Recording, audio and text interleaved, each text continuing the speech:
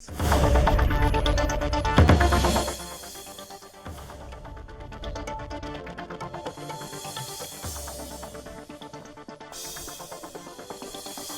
पुष्कर सिंह धामी ने की 2 दिवसीय संभारिक उत्सव की शुरुआत। इस मौके पर औद्योगिक विकास मंत्री गणेश जोशी के साथ औद्योगिक विभाग के अधिकारी रहे मौजूद। सीएम धामी से मुख्यमंत्री आवास में पुलिस महानिदेशक अशोक कुमार ने की भेंट। डीजीपी ने मुख्यमंत्री को राज्य में कानून व्यवस्था से संबंधित विभिन्न मुद्दों से कराया अवगत।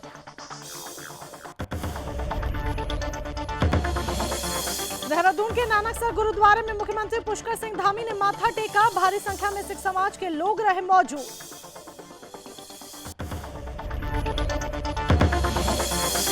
डेढ़ साल बाद आज से खुले उत्तराखंड में कक्षा 1 से 5वीं तक के सभी सरकारी और निजी स्कूल। कोविड नियमों के साथ मिला बच्चों को प्रवेश। अधिकांश स्कूलों में बच्चों को थर्मल स्क्रीनिंग और सैनिटाइजेशन के बाद ही मिली एंट्री।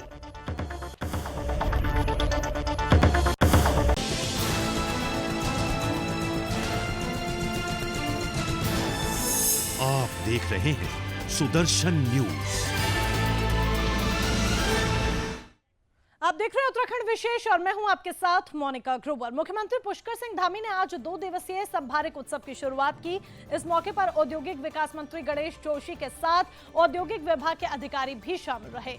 इस मुलाकात के दौरान क्या कुछ हुआ बताएंगे आपको, लेकिन उससे पहले इस वक्त की एक बड़ी खबर क्या कर लेते हैं जो कि सीधे उत्तराखंड से ही आ रही है। इस वक्त की बड़ी खबर आपको बता देते हैं। टीकाकरण के क्षेत्र में उत्तराखंड नित्य नए आयाम छू रहा है, सफलता के आयाम छू रहा है। इस वक्त की बड़ी खबर आपको बता दें, 94% लोगों को उत्तराखंड में पहली डोज लग चुकी है। इस वक्त की बड़ी खबर अपने दर्शकों तक पहुंचा रहे हैं। 35% लोगों को दोनों डोज लग गई है और 94% लोगों को पहली डोज लग चुकी है। टीकाकरण में बागेश्वर, रुद्रप्रयाग और चमोली जिले सबसे ज्यादा आगे चल रहे हैं। इन जिलों में टीकाकरण की रफ्तार बेहद बेहतरीन है और 35% लोग ऐसे हैं जिनका फुल्ली वैक्सीनेशन हो चुका है।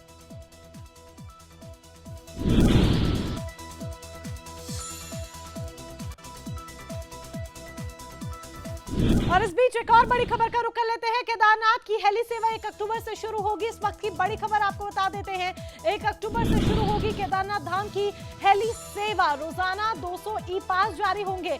अगर इस सेवा का लुत्फ उठाना चाहते हैं, इस सेवा के जरिए थोड़ी सहूलियत पाना चाहते हैं, इस सेवा का लाभ उठाना चाहते हैं, तो उसके लिए ई पास बेहद जरूरी होगा। और दिन भर में सिर्फ 200 लोग ही होंगे जो इस हेली सेवा का लाभ उठा सकेंगे, क्योंकि केवल 200 ई पास ही जारी होंगे। नागरिक उड्डयन विभाग ने जो सारी तैयारियां हैं इससे संबंधित वो पूरी कर ली हैं। 1 अक्टूबर वो तारीख, केदारनाथ के लिए हेली सेवा 1 अक्टूबर से शुरू होगी। लोगों को और ज्यादा सहूलियत, आसानी हो जाएगी हेली सेवा से, लेकिन ये ध्यान रहे कि इसके लिए आप रजिस्ट्रेशन आदि और तमाम जो बुकिंग आदि है वो पहले ही करा लें, या फिर उस बात का ध्यान रखें कि आप इस हेली सेवा का लाभ ले सकें, क्योंकि कोविड प्रोटोकॉल्स के कारण सिर्फ 200 ई पास ही रोजाना जारी होंगे। हेली सेवा का लुत्फ लेना चाहते हैं, आनंद लेना चाहते हैं तो ई पास जरूरी होगा। और इस बीच एक और बड़ी खबर आपको बता दें, उत्तराखंड से इस वक्त की एक और बड़ी खबर आपको बता देते हैं।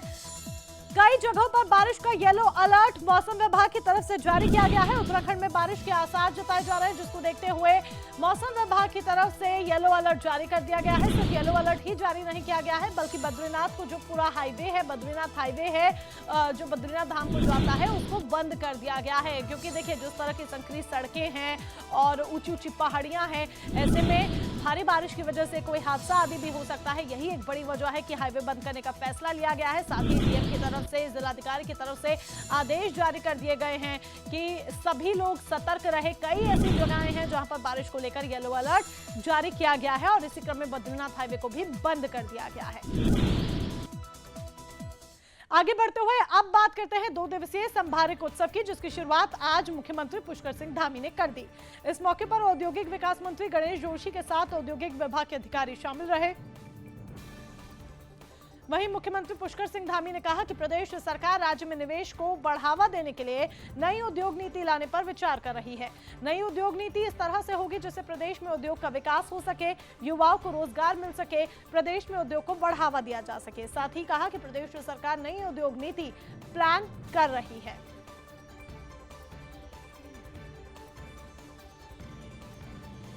राजधानी देहरादून के नानकसर गुरुद्वारे में मुख्यमंत्री पुष्कर सिंह धामी ने माथा टेका। इस मौके पर भारी संख्या में सिख समाज के लोग मौजूद रहे। मुख्यमंत्री धामी का कहना है कि प्रदेश की खुशहाली समृद्धि के लिए उन्होंने यहां पर प्रार्थना की है। साथ ही कहा कि प्रदेश में अमन शांति कायम रहे, भाईचारा बना रहे, इसके लिए उन्होंने यहां पर कामना की।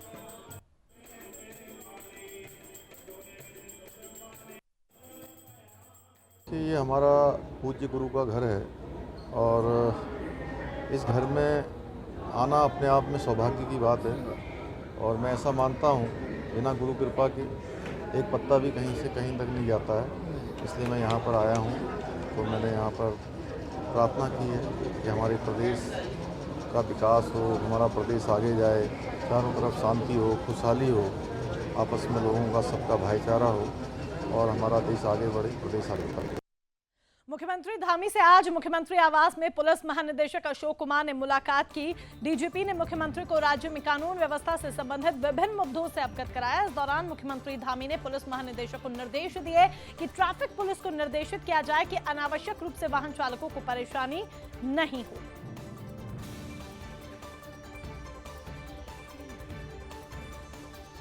उत्तराखंड में पहली से 5वीं तक के स्कूल आज से खुल गए हैं और इसके लिए सरकार ने शासनादेश भी जारी कर दिया है। लगभग 1.5 साल के बाद स्कूल खुलने से बच्चों में काफी उत्साह है और अध्यापक भी यही मान रहे हैं कि स्कूल खुलने बहुत जरूरी थे, क्योंकि इससे बच्चों की पढ़ाई का नुकसान हो रहा था। हालांकि अध्यापकों को कोरोना का डर अभी सता रहा है। वहीं इसकी कुछ तस्वीरें देहरादून और काशीपुर से सामने आई है। बात करते हैं सबसे पहले काशीपुर की, जहां पर सरकारी विद्यालयों में कोविड-19 के नियमों का पालन किया जा रहा है। स्कूलों में आने वाले बच्चे मास्क पहनकर कक्षा में बैठे नजर आ रहे हैं। इतना ही नहीं, विद्यालय प्रबंधन की ओर से स्कूल में आने वाले बच्चों को सैनिटाइज और थर्मल स्क्रीनिंग करने के उपरांत ही विद्यालय में आने की अनुमति दी जा रही है। वहीं धारचूला में सभी छात्रों को गाइडलाइंस का पालन कराते हुए कक्षाएं संचालित की जा रही हैं। पहली से 5वीं तक की कक्षाएं 3 घंटे ही चलेंगी। बात अगर टिहरी की करें तो यहाँ छात्रों को स्कूल में टिफिन लाने की अनुमति नहीं है। साथ ही स्कूल खोलने के 3 दिन के भीतर अभिभावकों को सहमति पत्र विद्यालय में जमा करना होगा।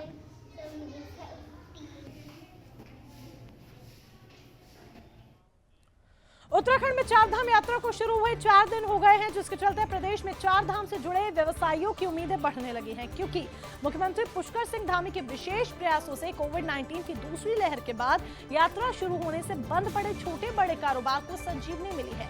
वहीं 4 धामों में अब तक लगभग 5,500 लोग ऐसे हैं जो दर्शन कर चुके हैं, जबकि अब तक 42,000 से अधिक लोगों को ई पास जारी किए जा चुके हैं, जिसको लेकर पर्यटन मंत्री सतपाल महाराज ने सीएम धामी का आभार व्यक्त किया है। एक खास रिपोर्ट देखें।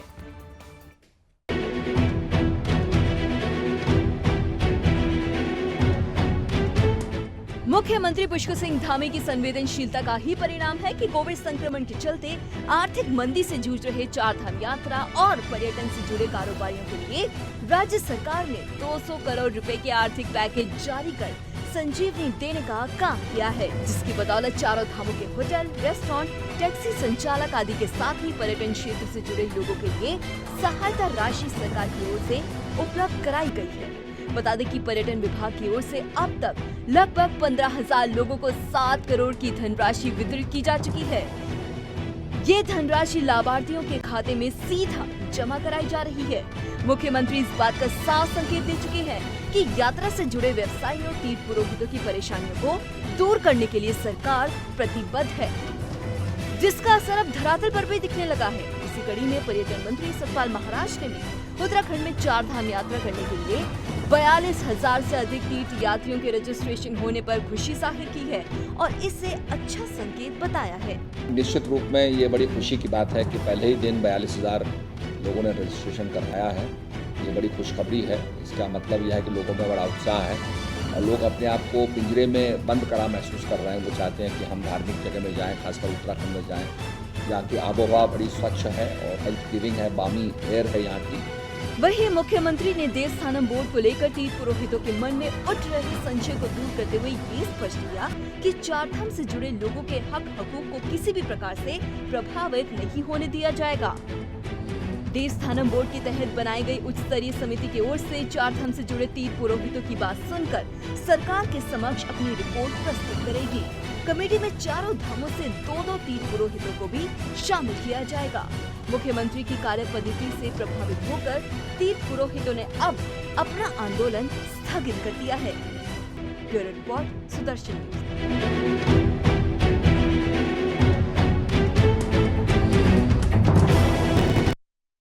पौड़ी जिले में भी आज से सभी प्राइमरी स्कूलों को कोरोना रोकथाम पर बनी सरकार की कड़ी गाइडलाइंस के बाद तमाम व्यवस्थाओं के बंदोबस्त के बीच में खोल दिया गया है। स्कूल पहुंच रहे छात्र छात्राओं को मास्क पहनकर ही विद्यालय में प्रवेश दिया जा रहा है। वहीं कोरोना से बचने के लिए थर्मल स्क्रीनिंग, हैंड सैनिटाइजेशन और सोशल डिस्टेंसिंग का विशेष ख्याल रखने के साथ ही सिटिंग अरेंजमेंट की व्यवस्थाओं को चाक चौबंद किया गया है, जबकि स्कूल खुलने से पहले स्कूल को सैनिटाइज भी किया गया। वहीं छात्र भी कोरोना के लंबे अंतराल के बाद स्कूल पहुंचने पर काफी उत्साहित हैं। वहीं छात्रों और छात्रों के परिजनों की माने तो कोरोना रोकथाम को लेकर सरकार की गाइडलाइंस का बखूबी से पालन करने का दावा जिस तरह से स्कूल प्रशासन ने किया है, अब वो देखने वाली बात होगी कि इन दावों पर प्रशासन खरा उतरता है या फिर नहीं।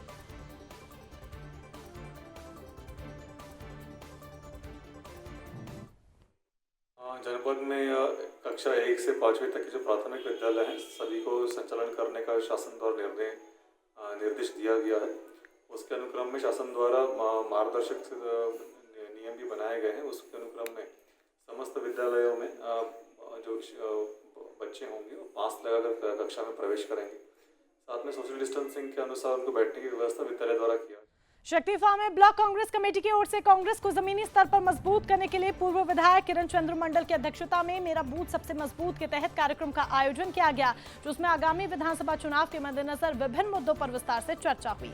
साथ ही ये भी निर्णय लिया गया कि सभी कांग्रेस कार्यकर्ता और समर्थक एकमत होकर हाईकमान की ओर से तय किए गए प्रत्याशी को आगामी विधानसभा चुनाव में भारी मतों से जिताकर विधायक बनाएंगे। वहीं विधानसभा प्रभारी परिमल राय ने बताया कि समस्त कांग्रेसियों में भारी जोश और उत्साह है।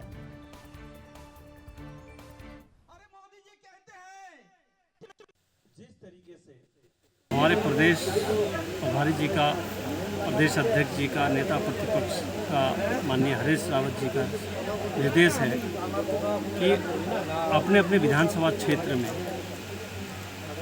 बूथ कमेटी बनाई जाए, मजबूत किया जाए, प्रत्येक कार्यकर्ताओं का सम्मान किया जाए। उसी क्रम में आज शक्ति फार्म देवनगर में एक कार्यक्रम हमने यहाँ पे आयोजित किया।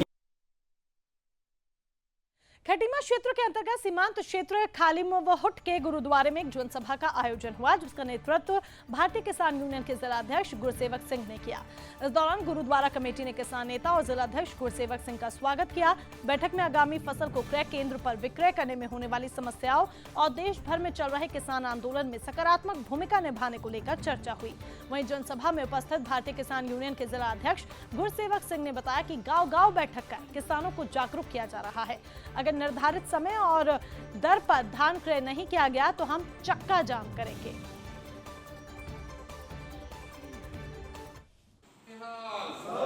देखिए, हम गांव-गांव बैठक कर रहे हैं। भारतीय किसान यूनियन का मैं जिलाध्यक्ष हूं। हमारा जो मेन मकसद है, अभी धान की फसल आ रही है और क्या होता है कि सरकार की इतनी गलत नीतियां होती हैं कि वो 1 अक्टूबर का कह देते हैं कि हम धान खरीद करेंगे, मगर 1 अक्टूबर को वो धान खरीद करते नहीं। आगे बढ़ेंगे। भले ही आपने पुलिस का खौफनाक चेहरा देखा होगा, लेकिन उत्तराखंड पुलिस का एक ऐसा चेहरा फिलहाल यहाँ पर सामने आया है जो वाकई में काबिले तारीफ है। जिस प्रशासन पर कई बार उंगलियां भी उठती हैं, वहां पर प्रशासन का ये चेहरा सराहनीय है। पूरा मामला उधम सिंह नगर का है, जहां चंपावत के एसपी देवेंद्र पिंचा की ऐसी दरियादिली की तस्वीरें सामने आई। दरअसल स्कूली बच्चों से भरी कार दुर्घटनाग्रस्त हो गई, जिसमें 6 बच्चे बुरी तरह से घायल हो गए। पीछे से आ रहे पुलिस अधीक्षक ने बच्चों को अपनी कार में बिठाकर हॉस्पिटल में भर्ती कराया और घायलों का इलाज इस वक्त जारी है।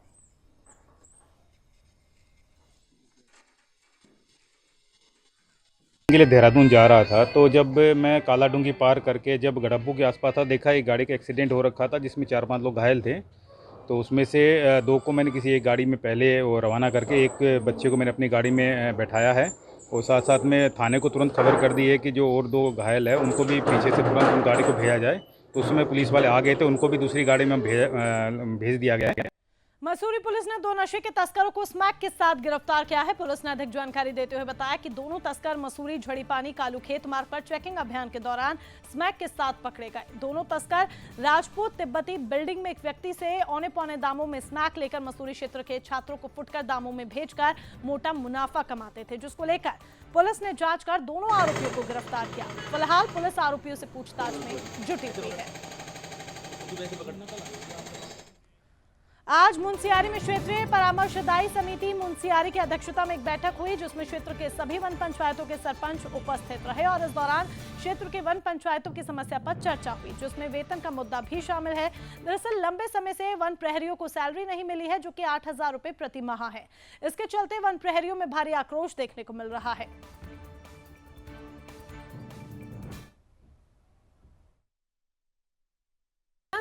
कि वन पंचायत में ठेकेदारी प्रथा को बंद किया जाए। हम देख रहे हैं कैंपा के नाम पर, अलग अलग विकास कार्यों के नाम पर, चाल खाल के नाम पर वन पंचायत क्षेत्र में काम शुरू कर दिया जाता है। बाहर के ठेकेदार आ जाते हैं, बाहर के लोग आकर काम कर रहे हैं, जबकि गांव में ही सक्षम लोग हैं जो वो काम को कर सकते हैं। वन पंचायत के साथ बात करके ही वो काम किया जाए, ठेकेदारी प्रथा को। रामनगर में विधायक दीवान सिंह बिष्ट ने खुशियों की सवारी योजना के तहत 2 खुशियों की सवारी वाहनों का शुभारंभ किया। साथ ही 2 वाहनों को राजकीय संयुक्त चिकित्सालय में हरी झंडी दिखाकर रवाना किया गया। मौके पर मौजूद विधायक ने बताया कि ये योजना पहले भी चल रही थी, लेकिन बीच में किसी कारणों की वजह से ये योजना बंद हो गई थी, लेकिन सरकार ने अभी फिर से इसे शुरू किया, जिसके चलते उन्होंने मुख्यमंत्री का आभार व्यक्त किया। उन्होंने कहा कि इस वाहन का लाभ रामनगर के सरकारी अस्पताल में प्रसव के दौरान घर जाने वाली महिलाओं को निःशुल्क दिया जाएगा। कार्यक्रम में मौजूद चिकित्सालय के सीएमएस डॉक्टर मणिभूषण पंत ने बताया कि इस योजना के तहत अस्पताल में प्रसव के 48 घंटे बाद महिला और उसके बच्चों को निःशुल्क घर छोड़ने की व्यवस्था की गई है।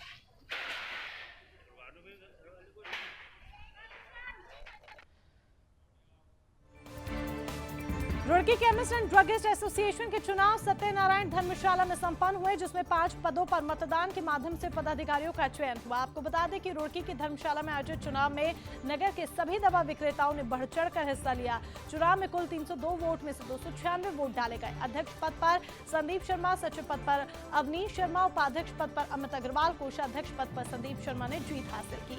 वहीं जीते हुए पदाधिकारियों का केमिस्ट एसोसिएशन के सदस्यों ने फूलमाला पहनाकर स्वागत किया।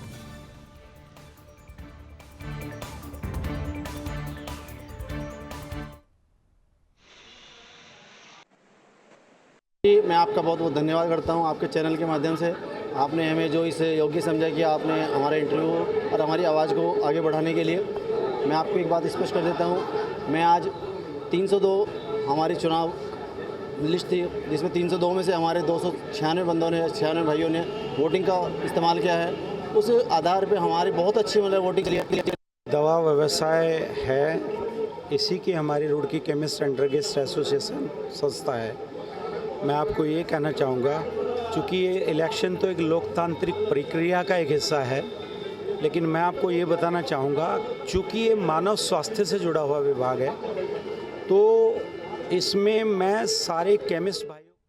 रुड़की के लोक निर्माण विभाग अतिथि गृह में बीजेपी युवा मोर्चा ने पत्रकार वार्ता का आयोजन किया, जिसमें भाजपा युवा मोर्चा के राष्ट्रीय महामंत्री वैभव सिंह पहुंचे और कहा कि 17 सितंबर से 7 अक्टूबर तक सेवा ही संगठन के तहत विभिन्न कार्यक्रमों का आयोजन किया जा रहा है। इसके साथ आजादी के 75 वर्ष पूरे होने पर अमृत महोत्सव कार्यक्रम का आयोजन होगा। इस दौरान मोर्चे के कार्यकर्ता स्वच्छता अभियान, रक्तदान शिविर, पौधारोपण आदि करेंगे। वहीं नवभारत मेले का भी आयोजन किया जाएगा, जिसमें प्रधानमंत्री मोदी के जीवन के बारे में प्रदर्शनी आदि लगाई जाएगी।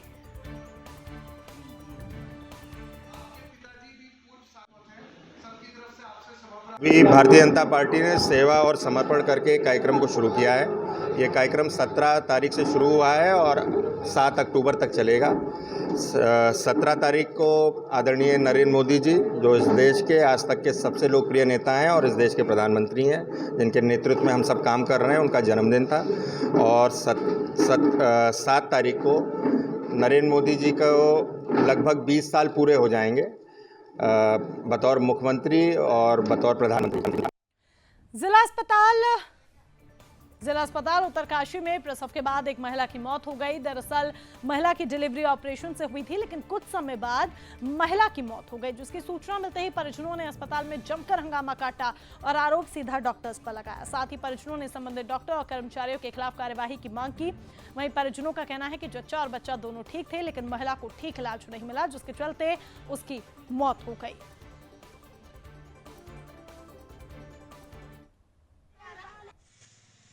दुर्भाग्यपूर्ण घटना है और मुझे भी इसका बड़ा खेद है, दुख है। मुझे जो है रात को 9:15 बजे करीब हमारी गायनिकोलॉजिस्ट जो है मैडम डॉक्टर खुशबू पुजारी का फ़ोन आया था कि एक हमने सीजर किया है सुबह, उसकी जो है कुछ कंडीशन ख़राब हो रखी है, उसको कहीं ब्लीडिंग ना हुई, बीपी कम हो रखा है, तो उन्होंने सीटी में उसको भेजा गया था। तो सीटी में जो है इसकी रिपोर्ट में ब्लड अंदर इकट्ठा पाया गया और उसमें जो है साथ में उसका बीपी 2 हो रहा था। आज घटना हमारे साथ हुई, परसों दूसरे के साथ हुई थी इसी हॉस्पिटल में, डिस्ट्रिक्ट हॉस्पिटल चल रहे उनके डॉक्टर लोग ऐसे हैं अपने मार के जाते हैं, दवाई ये लोग बाहर से मंगाते घुमाते फिराते हैं, फिर कुछ नहीं होता। 12 बज रहे कौन सा मेडिकल खुला रहता है, ये डॉक्टर बताइए, ठीक है बताइए डिलीवरी के लिए मतलब भारत सरकार है या उत्तराखंड सरकार सब फ्री कर रखा है। पंचायती राज व्यवस्था का मकसद गांव के आम आदमी को लोकतांत्रिक व्यवस्था और विकास कार्यों में सहभागिता सुनिश्चित करना है ताकि पंचायती राज व्यवस्था की स्थापना के मूल उद्देश्यों की पूर्ति हो सके। इसी कड़ी में विकासनगर ब्लॉक सभागार में बीडीसी की बैठक का आयोजन हुआ, जिसमें जिलाधिकारी डॉक्टर आर राजेश कुमार समेत तमाम अधिकारी मौजूद रहे। वहीं बैठक में शिक्षा, स्वास्थ्य, सड़क, परिवहन, सिंचाई, खेल, बाल विकास, वन विभाग, उद्यान विभाग संबंधित शिकायतें अधिकारियों के सामने रखी गई और उन्हें जल्द से जल्द शिकायतों का निस्तारण मौके पर ही किया गया। इसके अलावा बाकी समस्याओं पर जिलाधिकारी ने संबंधित विभाग के अधिकारियों को निपटाने के दिशा निर्देश भी जारी किए। इम्पोर्टेंट होती हैं और जो अधिकारी होते हैं हम लोग धरातल पे जो प्रॉब्लम्स होती हैं बीडीसी मीटिंग्स में हम लोग अवगत होते हैं और क्योंकि इसमें सभी ग्राम प्रधानगण होते हैं तो हर एक बीडीसी मीटिंग में मेरे ख्याल से जितने भी विलेजेस हैं वहाँ पे एक ब्लॉक में उन सब के प्रॉब्लम से हम लोग अवगत होने की स्थिति में होते हैं। भले ही कहने को पति पत्नी का रिश्ता 7 जन्मों का होता है, 7 जन्मों तक साथ निभाने का होता है, लेकिन इस रिश्ते को पैसों के लालच में अगर तार-तार कर दिया जाए तब ये एक सोचने वाला विषय बन जाता है। चंद पैसों के लालच में इस रिश्ते को एक युवती ने लुटेरी दुल्हन का रूप दे दिया, जहां कोर्ट के दखल के बाद बाजपुर पुलिस ने युवती पर धोखाधड़ी का मामला पंजीकृत कर दिया है। आपको बता दें कि शिकायती पत्र में पीड़ित सुखविंदर सिंह ने आरोप लगाते हुए बताया कि पंजाब निवासी गुरिंदर कौर से करीब 2 साल पहले सोशल मीडिया पर मुलाकात हुई, जिसके कुछ समय बाद दोनों ने विवाह किया। जिसके कुछ ही दिनों के बाद उनकी पत्नी गुरिंदर कौर अपने फोन से किसी से काफी देर तक बात करने लगी और काफी दिन गुजरने के बाद गुरिंदर कौर पर शक होने लगा और जब उन्होंने इस बात का कड़ा विरोध किया तो 22 जनवरी 2021 को गुरिंदर कौर रात्रि के समय उनके घर पर रखा 4 तोला सोने के जेवर समेत 50,000 रुपए नगद लेकर घर से फरार हो गई, जिसकी शिकायत पीड़ित सुखविंदर सिंह ने पुलिस को दे दी है। बरहनी क्षेत्र का मामला है।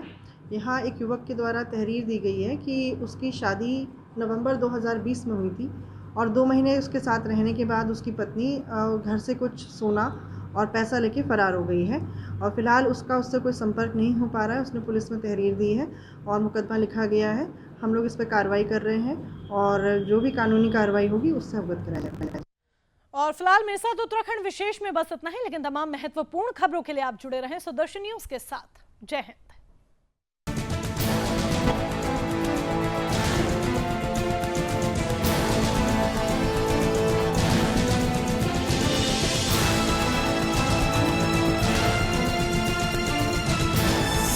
आप देख रहे हैं सुदर्शन न्यूज।